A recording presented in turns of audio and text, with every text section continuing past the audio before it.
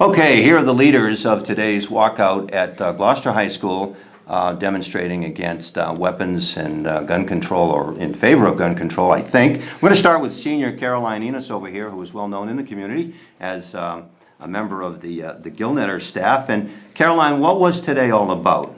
So today, the walkout was to show that students are against gun violence, but more importantly, that students have a voice and that this problem in schools has not been taken care of by adults. Mm-hmm. And that also it shouldn't be our responsibility to have to walk out. We shouldn't have to have been out there today, but we were, because legislators have failed to protect us, whether it be gun control, protecting mental health, anything of the sorts that contribute to this problem. Mm-hmm. And Rebecca, what was your message out there? I think that just that students walked out because they don't feel safe in the schools, and they want to feel safe in the schools, and so by walking out, they can show that they're ready for action and they're going to take action to ensure that there will be safety. All right, that's Rebecca Dowd, who is a junior. We come over to Maisie Groh.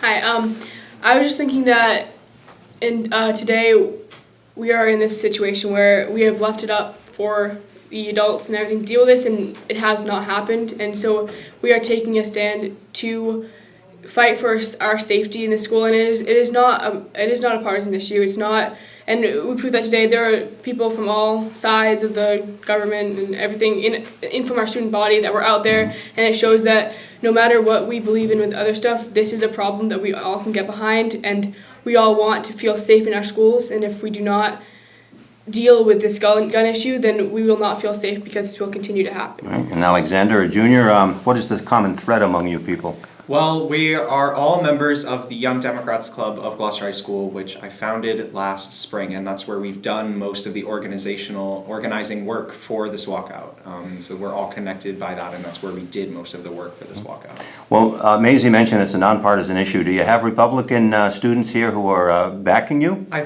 Yes, we do. Okay. All right, so let's come back around over to this side. Now, my question is, and I'll come back over here to Caroline. Caroline, this is very noble, and I think, let me first get your reaction to what happened today, because as I noticed, you had maybe a third of your student population out there in the cold for 17 minutes freezing, but a very respectful audience.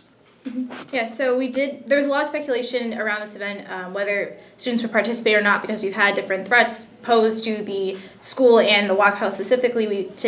Someone thought they found a bullet. So our biggest concern was whether they would actually show up. Just to backtrack, the bullet wasn't actually a bullet. Okay, well that's good. But so there's a lot of fear kind of surrounding this, but the fact that so many students went out regardless of this fear shows how brave the students here and across the country are when it comes to speaking up and taking on such a stand. I mean, this is such a heavy issue. I've been kind of nervous with this whole thing. Everyone else has felt nervous, but we've been able to overcome it. So I think the fact that we had 1/3 at least was absolutely amazing. And Rebecca, do you talk, and maybe I'll include Maisie in here because I can get you guys in the same frame, but do you talk among yourselves during the day, before school, after school? Is this an issue that you guys talk about? Because I know right now it's important this time of year, especially with the senior Caroline, but talk about school next year, talk about getting your school visits in and so on, but is this a topic that is current? Rebecca? Well, I think this topic is very current, and that's been shown by how many, or just the prevalence of school shootings, and that's shown through the media, and it's just they keep happening. But I think that part of the problem is that these things, they're current for a little while and then they're no longer current.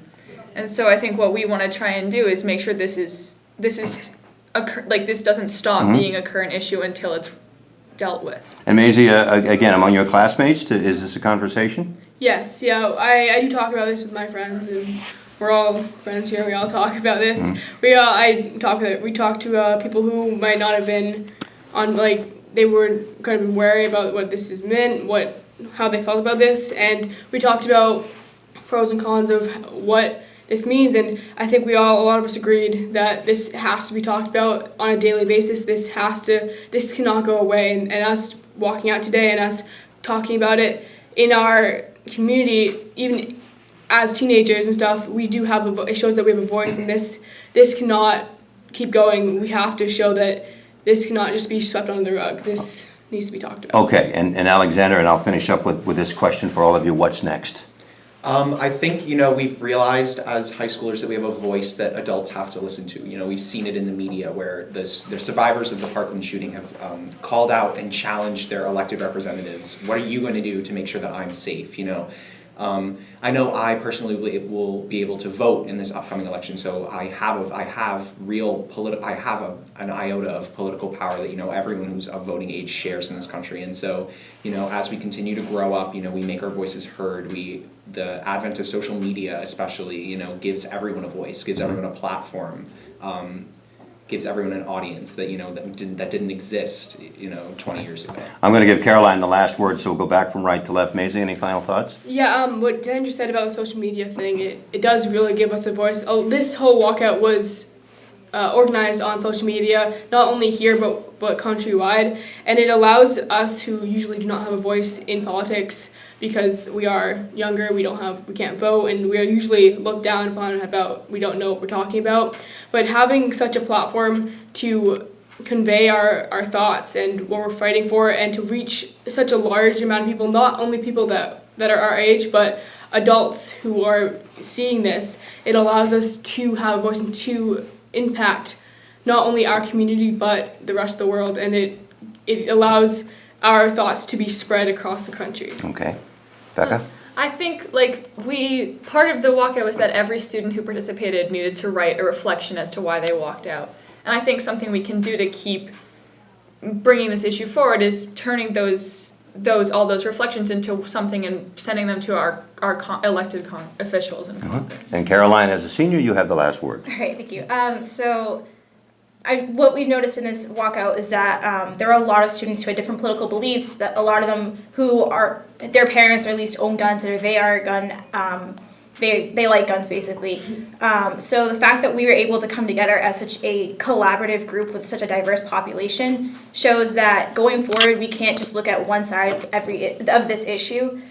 We have to definitely consider what gun regulations we have, and also we have to consider why people might want to keep their guns. We have to look at it from every perspective. Otherwise, we're not all going to be able to come together on an agreement, and Capitol Hill especially will not be able to, as both in the state and in DC. Well, thank you one and all, and congratulations and good luck. Thank you.